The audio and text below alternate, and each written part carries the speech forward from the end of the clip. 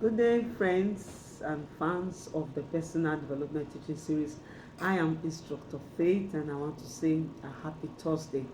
And how are you faring? And I hope you have been taking nourishing meals and you have been enjoying yourself. Okay?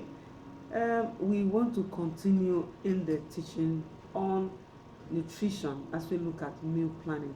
We started yesterday and we saw what meal planning entails, the meaning and the activities involved, as well as the steps you carry out on the meal planning. Today we want to look into meal planning for pregnant women. And someone will say, why pregnant women? It's so because life begins in the womb. For a healthy baby, there must be, adequate nutrition right from the fetus level. At that stage, the baby is developing, so much is required for the healthy baby. And so the mother, as well as the child, needs to have adequate nutrients. Their dietary needs must be, well catered for so that we have a good uh, conception period and a good birth experience. Thereafter, the baby remains healthy. And after birth, the mother also remains healthy. That's what we want to achieve, which is why it's very important we become intentional when we have to do with nourishment at this stage. All right, for the pregnant woman, it is advised, according to the Institute of the Dietary and Nutrition, uh, you know, group. They advise that nothing less than 300 extra calories is needed for the pregnant woman during that stage. She's engaged in so much. She's now taking care of both herself and the baby, and so you see that almost double of whatever was the normal pattern for her is what is now required.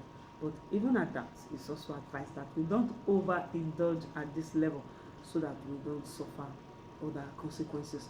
Now, as a pregnant woman, you need to engage in a balanced diet that comprises of the 5 food groups.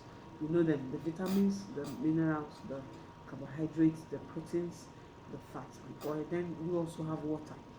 Okay, very, very important. Now, during your meal intake, you are going to cut down on sweetness. You're going to cut down on things like candies, ice creams, and what have you. Whatever it is that will increase your sugar level, you have to cut down on them. We have seen cases where women fall into diabetes during pregnancy, and so you don't want to overindulge with sweetness and sugars and position yourself in such a risk. So it's very important you cut down on sugars. You also cut down on fats as well. Remember, when you are pursuing a healthy life, you cut down on unsaturated fats. You go for monosaturated fats so that your health will not be endangered.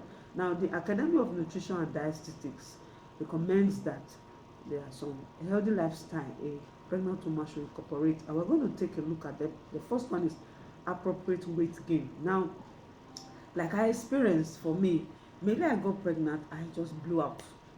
I became so weighty, and all of a sudden, it became a concern. But I thank God I was able to, manage myself, and at the end of the day, it was not out of proportion, because you always go for antenatal and they check your weight and they tell you what and what you have to do.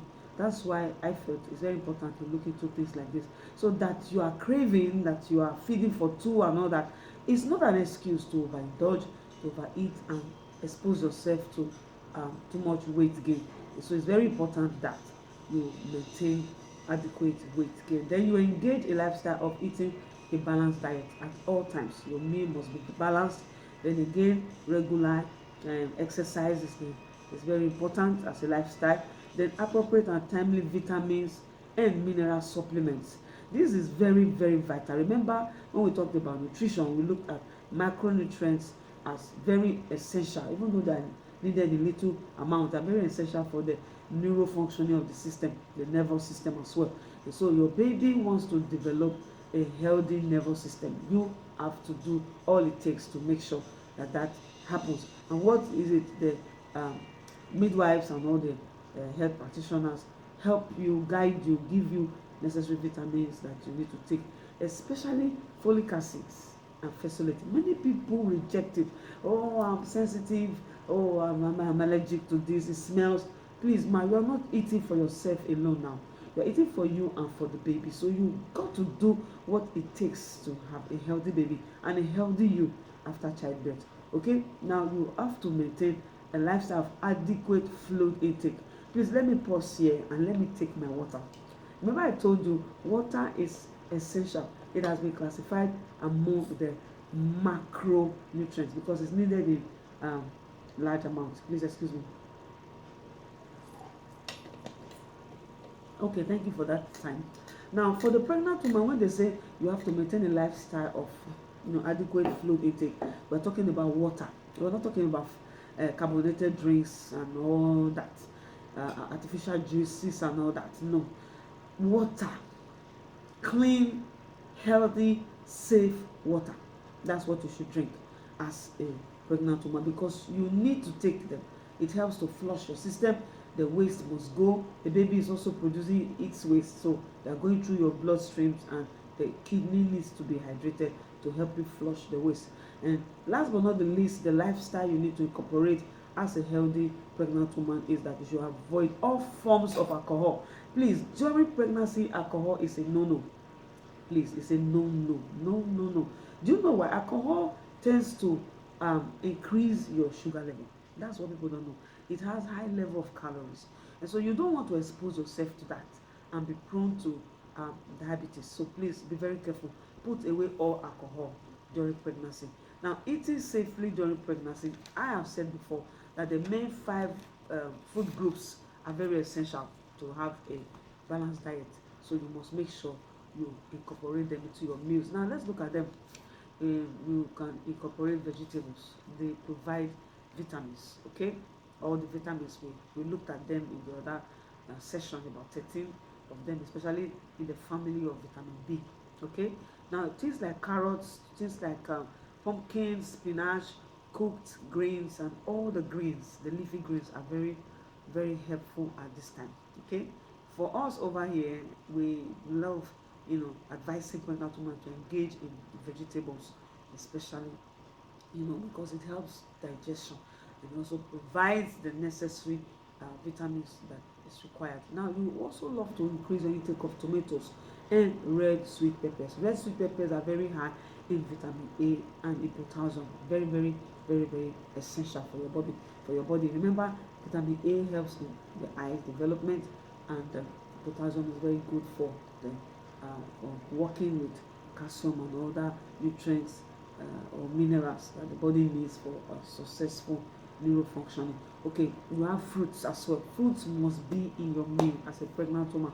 Now, things like honeydew, mangoes. Oh, I loved mangoes when I was pregnant. Mangoes were my favorite. Mangoes, prunes, bananas, apricots, oranges, grapefruits. They are very, very essential for you to have in your meal. Then another thing you should incorporate in your meal is dairies. Now, the dairies should be fat free, okay, and very low in fat. Things like low fat yogurts, skimmed or 1% milk, soy milk, very, very, very rich in calcium and potassium, vitamin A, as well as vitamin D. You need them for a healthy growing baby in your womb. Okay, grains is another thing that you should incorporate in your diet. They are very, very, very essential because they give you whole food, providing complete wholeness in terms of giving you carbohydrates. Now you have ready to eat cereals, cooked cereals, and they provide things like iron as well as folic acid. Now we also want to engage in proteins, very, very essential. Things like beans, peels, nuts, and seeds, lean beef, very, very important, lean beef. Things like lambs, for those who are into pork, low on porks, then salmons, oily fishes, trouts, herrings, sardines, and pollock. All these are very rich in proteins, so you should engage them in your meals. All right, foods to avoid during pregnancy. Please, I will shout this very, very loud. I'm going to shout it very loud because it's something we must take to heart if we want to enjoy a healthy conception period. We must avoid unpasteurized milk. Unpasteurized milk are milk products or liquid milk in the raw form that is not pasteurized, not that's not exposed to high temperature. You have to avoid them because they are uh, very very high in uh, pathogens that can expose you and your baby to health challenges. So do away with them. All right. Now, hot dogs and lunch on meals. Take hot dogs away from your meals as a pregnant woman. Lunch ons, please cook food and eat. All these snacking should stop as a pregnant woman. All right. Raw and uncooked seafood is a no. Don't eat raw fish, raw meat, raw this, raw that, because you are doing sushi and all.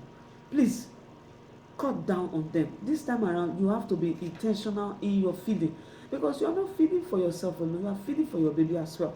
So you need to be very very intentional. Okay, reduce your intake of beef, reduce your intake of sushi made from raw fish. Please reduce it. Your intake of eggs as well. Okay, now you also have to reduce your intake of refrigerated stuff. I see pregnant women drink iced water. Jesus. And they say, I'm hot. I know. Especially now that we're in the dry season. The temperature is very high now. And you see them go with their cans of iced water. Please, please. You have to stop that. Take room temperature water. Now, avoid smoking too. Avoid alcohol. I've said that before. Then also reduce your intake of smoked seafoods, all those fish and all that, roasted meat that are burnt and black, especially for those of us in this part of the world. Please reduce them, okay? Because they are going to expose you to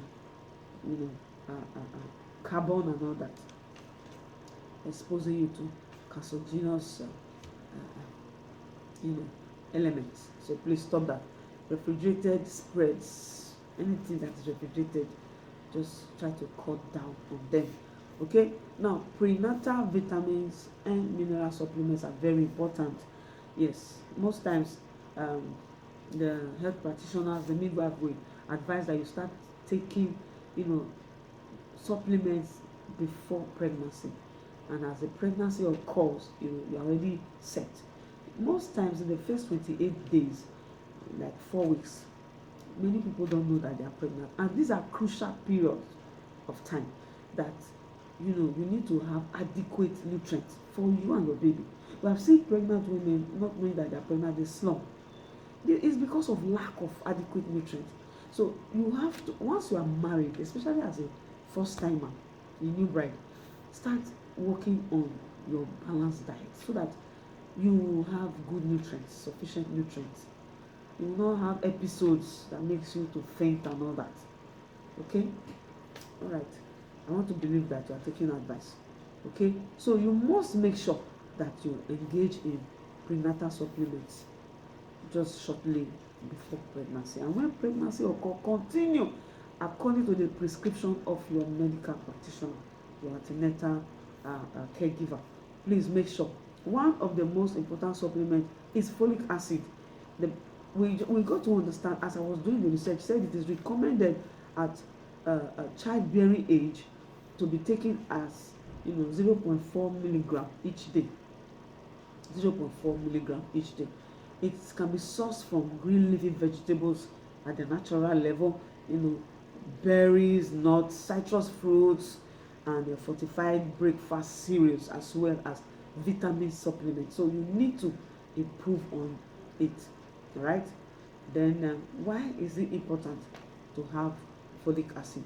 It's important because it's very helpful during the first 28 days after conception, where most neural tubes defect occurs. Neural tube defect during this period of pregnancy, that 28 days, most women suffer it. Neural tube defects can lead to things like paralysis, incontinence, and sometimes intellectual disabilities, because that time your baby nerve brains and all that, they are being formed. So you need to engage in folic acids so that you don't suffer neural tube defects.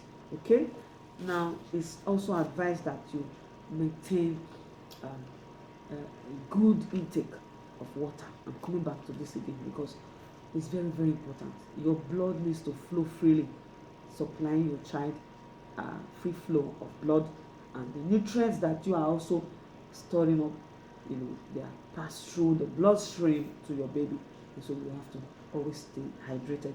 Okay, well, said so much about um, meal plan for a pregnant woman. In the next class, we'll progress to look at other stages, and I want to encourage you to continue with class. Once again, I'm Instructor Faith, wishing you well, ensuring that I bring you information that will give you, what it takes to enjoy an improved life and a well-developed personality. So do well to put all that we learn into use. Until we meet next time, remember, God believes in you. I believe in you. Please believe in yourself. And keep enjoying the talk. Bye.